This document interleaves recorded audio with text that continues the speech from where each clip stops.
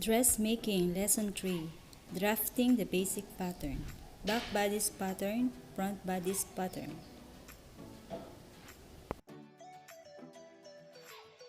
But it's so easy. Here are the tools and materials needed. L square, hip curve, French curve, pencil, tape measure, and pattern paper. Hello everyone! Today, gagawa tayo ng basic bodice pattern. You need a 1/2 crosswise of pattern paper. In the center line of the pattern, draw a construction line using L square. So see to it that it is in line with the center fold of the pattern and start to draw a perpendicular line. Then turn the L square on the other side and start to draw the horizontal line on the top portion. Then it will look like a big letter T. So like this. I suggest to list down the measurement needed in drafting the pattern. So the shoulder, which is divided into 2, was 18, and then chest width back divided into 2, the bust measure divided into 6 plus 3.2, and then the bust that is divided into 4, and the waist divided into 4 plus 3.2 for dart, and then bust distance and the back figure. So A is the starting point, and then measure from A 1.2 centimeters, and that is point B. Then A to C is 3.2 centimeters. And then C to D is 1/6 of bust measure plus 3.2, 17.2 in my case. C to D.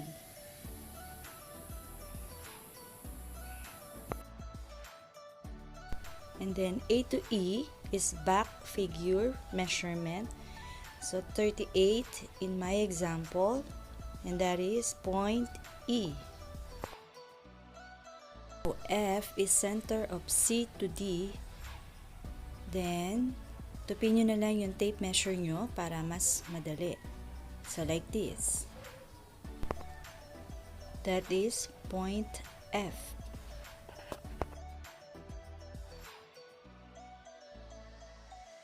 So, extend natin itong point C, F, D, and E. So, you can do it this way using L square. Then, turn the L square on the other side, like this. Or, you can do it this way. Basta, tiyakin nyo lang na pantay yung guhit on this part. Pero para sa akin, mas madali yung ganitong way at mas pantay yung guhit.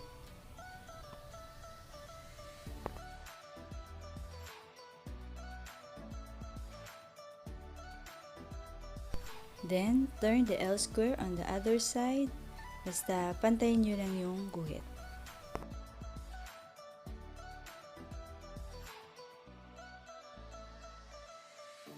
So, this is now the foundation lines for back and front pattern. So, this line is for the base of the neck, for the shoulder line, for the chest width, for the bust line, and the waistline. This portion is for the back, and this one is for the front. Okay, so let's continue. A to G is 7.7. So that is letter G, the width of your neck. And then we are going to connect it with the use of French curve. Point G and B. So this, and then so C to H is 1/2 shoulder width, 36 divided by 2, that is 18. So C to H is 18. That is point H. Then connect H and G with ruler.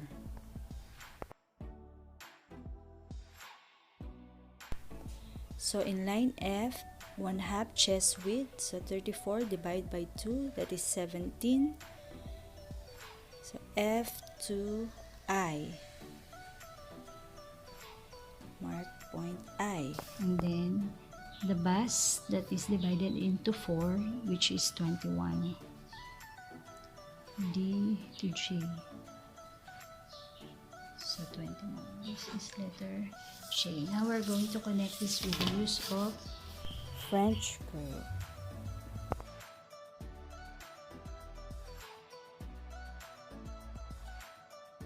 And then E to K is 1/4 of waist plus 3.2, that is 20.5. So E to point K. Connect J to K with ruler.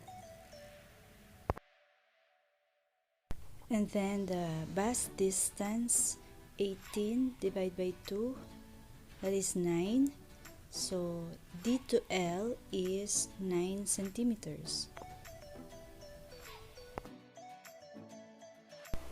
E to M is also 1/2 of bust distance. Then connect with the use of ruler this point L and M. And then N is 2.5 centimeter, so that the point of the dart is not in line with your bust. So this is now the end point of the dart. Now from M, point 6, then point 6, connect it with ruler, mark O and P. So this is now your back pattern. So now let us move on to the front part of the pattern. I suggest also to list down the measurement needed per front pattern, which is the front figure, the chest width front divided into 2, the bust measure, kanina it is divided into 4, but this time plus 3.2, which is 24.2, and then the bust height 25. Okay, let's start. This time I will use red ink. So for the front figure, that is 40 centimeters from point A. This time I will use number. So 1.1. Then we're going to extend this line, but not too far. And then A to 2 is 9 centimeters. That is 0.2. That is the depth of the neck. And then like A to G, measure 7.7 centimeters. That is 0.3. And then connect 3 and 2 with the use of French curve.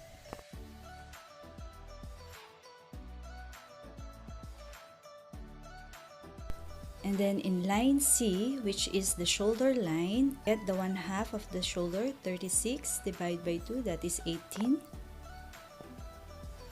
So C to 4 is 18, that is 0.4. And then connect it with the use of ruler, 2.3. Okay, and then 0.5 from F is 1/2 of chest width front, which is 16. So that is 0.5. And then the bust measure D to 6 is bust measure divided in 4 plus 3.2 equals 24.2. So 3.2 is for the ease on the bust. 6. And now we're going to connect 4 and 5 with the use of French curve this way. Then turn the French curve this way to connect 5 and 6.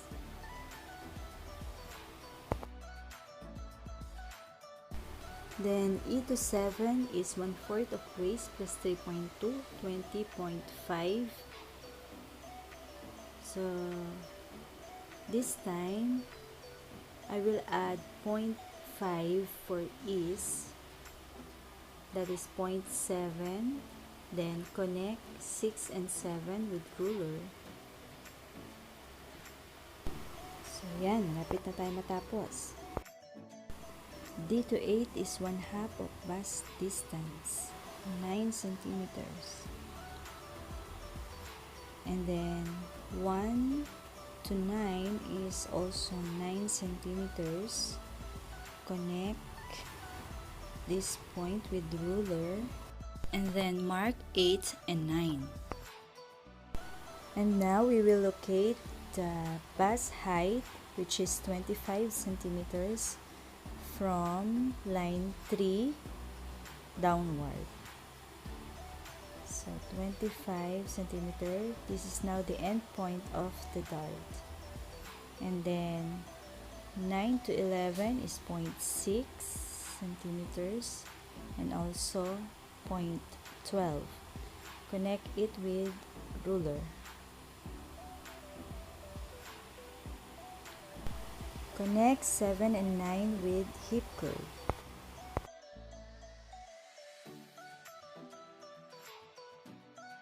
I will mark 0.11 and 0.12. So, ito na ang back bodice pattern. So, paano naman kung gusto kong gawin itong blouse? Well, it's so easy. From A, measure the blouse length and then square out. Then measure the 1/4 of hip 2 or lower hip plus 1 centimeter. Then shape the hip line with the use of hip curve. And then the dart, extend it downward using ruler. Do not end the dart to that point kasi tutulis siya kapag tinahin natin yung point na yon.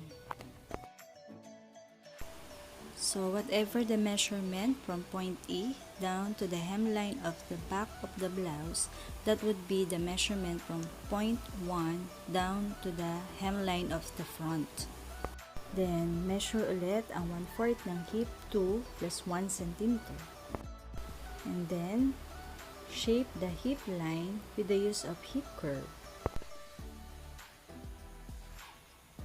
Then shape din natin yung hemline ng front using hip curve. And then extend mo lang din itong dart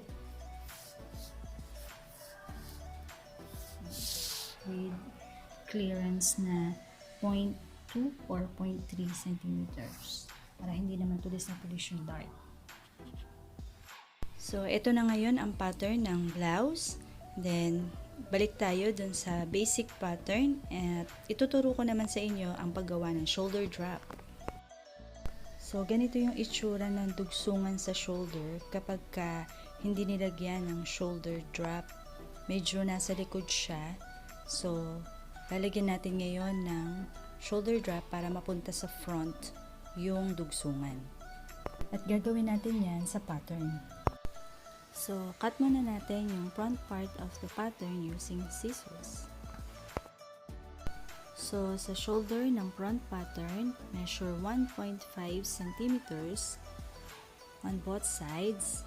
Then, make a line. Later, gugupitin natin yan. Kasi, itong part na to, ililipat naman natin siya dun sa part ng shoulder ng back. So, parang ganito. Connect natin siya sa shoulder line ng back pattern. And then, neckline yun. Armhole. And trace natin yung part na to. And yung part na to. Then, connect it with the use of ruler. Ayan. Make this line a smooth curve. Just like this. Then, saka natin gupitin yung shoulder drop na ito. Then, close na natin itong waist dart like this. And then, shape natin tong waistline using ruler. Saka natin i-cut.